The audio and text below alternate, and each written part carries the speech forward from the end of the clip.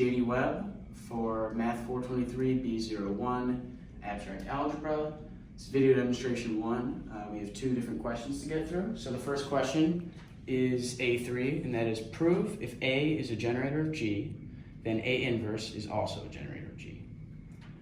So we have 2 theorems that we'll be using here, but let's start out by establishing that the definition of the order of A is such that order of A equals n, such that A to the n is equal to E, where E is the identity of G.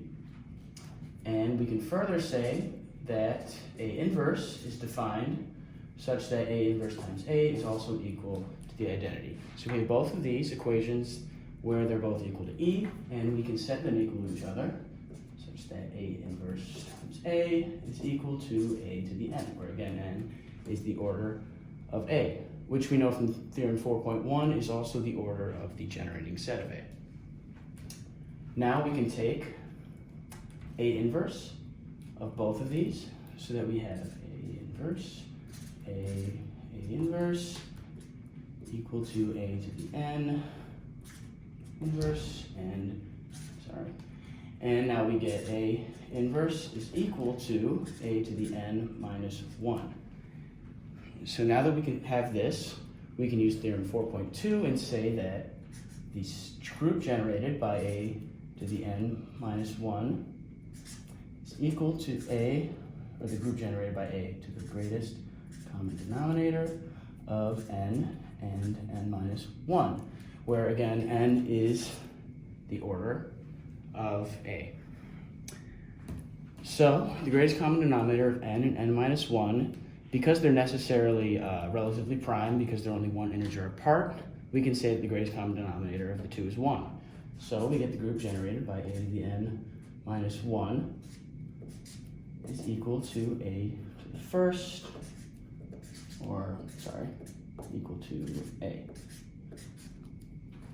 And over here we have that A inverse is equal to A to the n minus 1, so we get the group generated by A inverse equal to the group generated by A.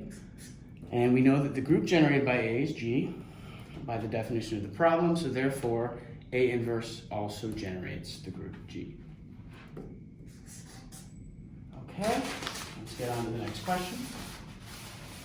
So this question asks us, using the Verhoeff check-digit scheme presented on pages 109 to 111 based on D5, append a check digit to 46832 using this permutation pi. We have a few definitions in D5. We're defining star as multiplication in D5, and we have reestablished values for all the digits and the permutations in D5. Up here we have a Cayley table for these values of D5 using star.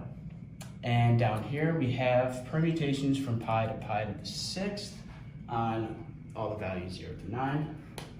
So the Verhoeff check digit scheme asks us to find x such that, let's see, pi starred with,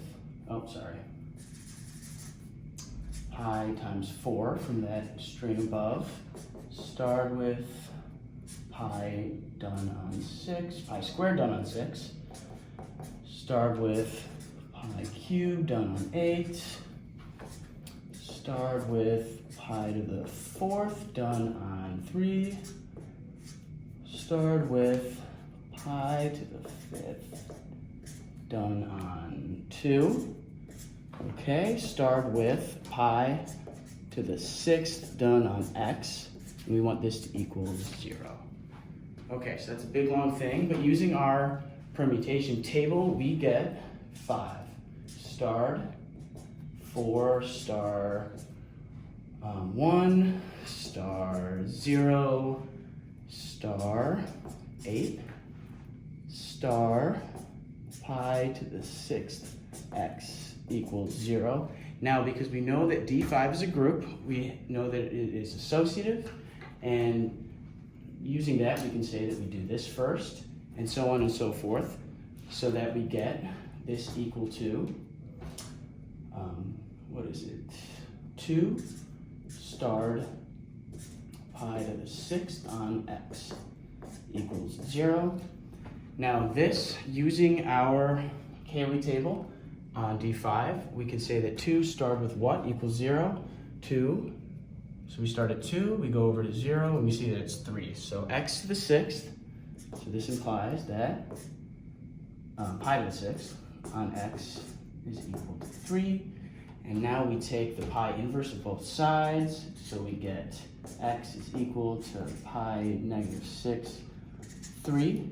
So we go over here to our table, we see that pi to the 6, what gives us 3? And it's 3. So we have from this that x equals 3, which is that is our append digit. So now we add that to the end of our string of numbers, and we get 4, 6, 8, 3, 2, 3.